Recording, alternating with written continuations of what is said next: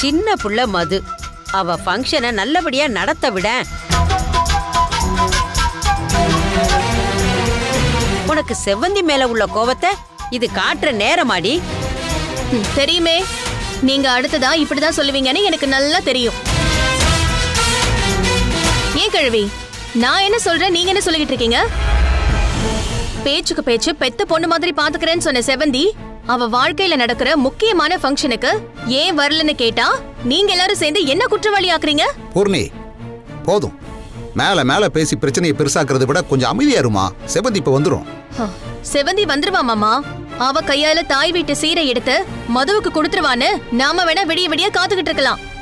அவளுக்காக மத்தவங்களையும் காக்க வைக்கிறது மரியாதையா இருக்குமா?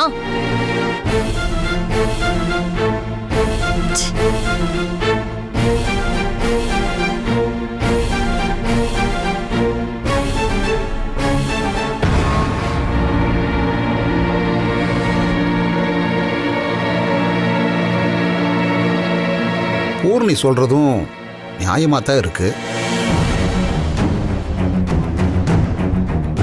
செவந்திக்காக சீர் செய்ய வந்திருக்கிறவங்கள இப்படி காக்க வைக்கிறது மரியாதையா இருக்காதுதான்.